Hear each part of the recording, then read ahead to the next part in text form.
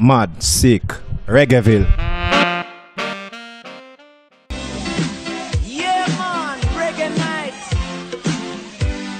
You live and you love. Rototom TV family, we're back and here with Chronixx, who just came off the stage after a wonderful performance tonight.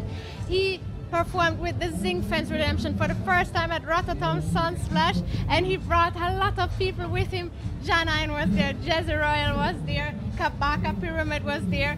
We all had a wonderful time, but how did you experience the performance tonight? It is a very humbling thing, you know what I mean? I was very emotional right through the set, you know, because, you know, as we know, you probably know more than others, you know, that this is us. This is how we make music. This is the inspiration behind the whole movement, you know. This is how we perform together in Jamaica. So the fact that we can bring that same energy and that same vibe to, you know what I mean, to Yassa, halfway around the world is a great joy, you know what I mean. We fly past the continent, come in Europe, come, you know what I mean, bring the same positive vibe, you know what I mean, the unity.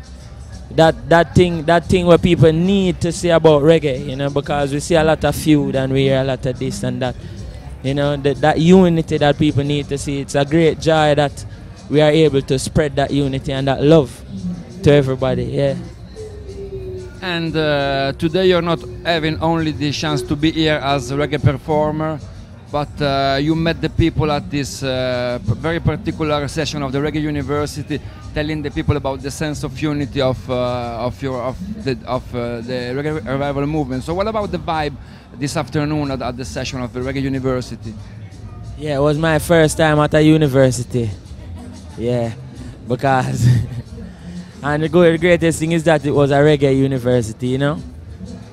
Now we give thanks and praise, man, for the platform where we can come and speak about our very rich musical culture, you know what I mean, and even expound more to the whole massive here in Europe, you know, more about our movement and what we are about, what our music is for, you know what I mean, what this movement and this mission is for, you know what I mean. And I was there alongside Micah Shemaya, Infinite, you know, and Exile the Brave, Tree, the soldiers, them will livicate them whole life towards preserving, you know what I mean, that Jamaican roots and culture, you know what I mean. And it's not necessarily what we know as the traditional way how to play reggae music. It is just music, you know what I mean. But no matter what form or shape it takes, it will always be filled with the original Jamaican roots and culture, which is righteousness, peace and love, equal rights and justice for all mankind, which is, you know what I mean, care for the elder, you know what I mean, nourish the weak, help the weak, you know, love the sick, care for the sick, care for the elders. All of these things is Jamaican vibes, you know what I mean, and that is what we are trying to put in our music, not any other vibes that we have adopted from this modern culture and this modern world system, but the original Jamaican vibes. It was a great pleasure to share that, you know, yeah. And you have this great record out. The Dread and Terrible project is out on CD and very important on vinyl too. Great cover, great content, and it's a multi-producer record. So what about the inspiration behind that very important project? Well, the Project Jaron Terrible, you know, I started out working on it as my EP, and then I decided to throw on the dub versions, you know, which made it from 7 to 8 to 10 tracks.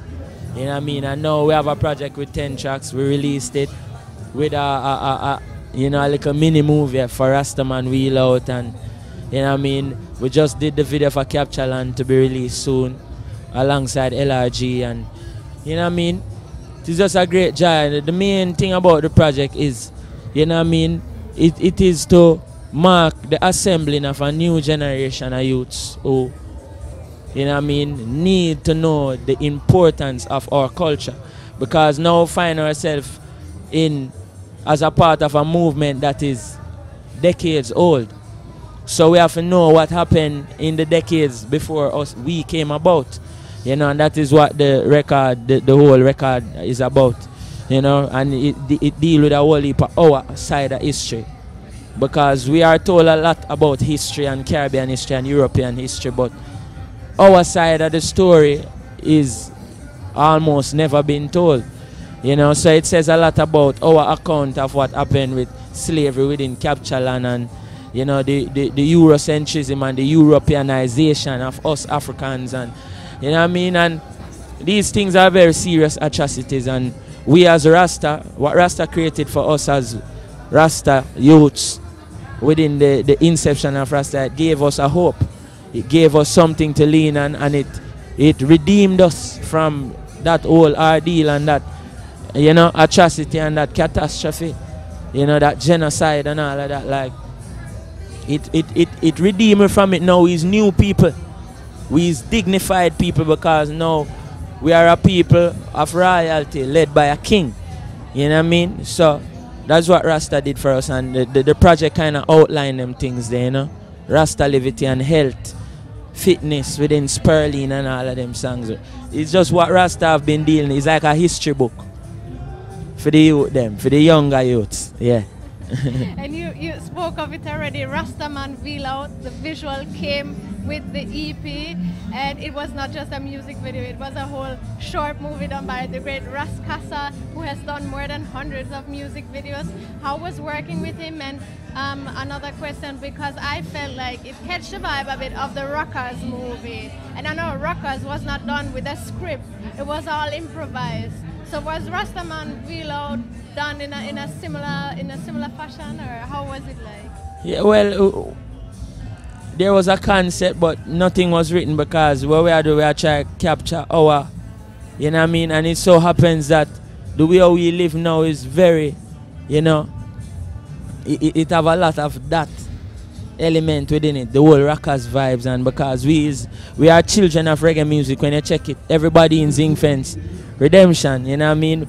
As a matter of fact, we make music and live amongst all the people who was in the rockers movie, from Kiddo Side to Earl China Smith, you know what I mean? You know, people like Inner Circle and them people is we family same way, you know what I mean?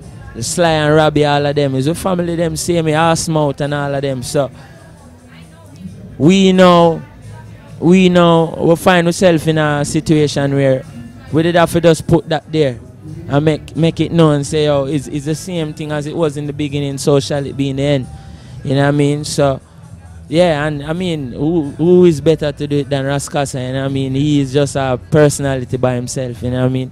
We say big up Raskasa every time. Him is a visionary, you know, him is a equal rights person, him is an activist for humanity and for, you know, for Rasta and all of them things there. So we give thanks and praise, you know. And would like to end the interview with going back to the Reggae University. You said something very important, as that the Reggae Revival movement is not only a matter of young musicians living in Jamaica and spreading the vibe together, but it's including each and everyone, like all the people listening to the music all over the world, all the people promoting the music. So I think this is very important. Always Reggae Revival. Every single one of us, everybody out there in the audience, they are the Reggae Revival, you know. Because who knows that a little youth from Jamaica, from Spanish Town, Jamaica, now who am I to be singing in front of all of these people along with Janine and all of these great people? Like, it's not really we as Chronixx and Janine and Jesse Ryle and Kabaka Pyramid who is the revival. It's not Kelly Sai, it's not J Island. You know what I mean? It is literally the people them. Because we born making music, most of us. Our fathers, our grandfathers, our parents are musicians. You know what I mean? Or some family or some friend, you know. All of us have a musical background. So we're born and grow up in a music. The only thing that is new is this great following that we now have. So that is really the Reggae Revival to me, from my perspective, you know. And we give thanks for the Reggae Revival every day, because, you know, even humanity have a falling asleep period. Everybody have a period when them sleep. Even we as human beings, we work, we play, we awake, then we fall asleep, then we wake up back. So within everything, there is a high point, there's a falling asleep, there's a asleep, and then there's a resurrection. You know what I mean? There's a revival within every aspect in life. Every tree grow, then it die, then grow again. You know what I mean? That is just how life is. So it is like that within reggae music. Same way, because reggae always reflect what happens in life, in every aspect. You know, from the heartbeat to the words to everything in life is in reggae music, you know. So we give thanks. Thank you very much. As our friends Dati Bookman would say, tried and true. Thank you very much. Give Chronixx. thanks, Rasta. Yeah, man, reggae nights. You live and you love. Mad, sick, Reggaeville.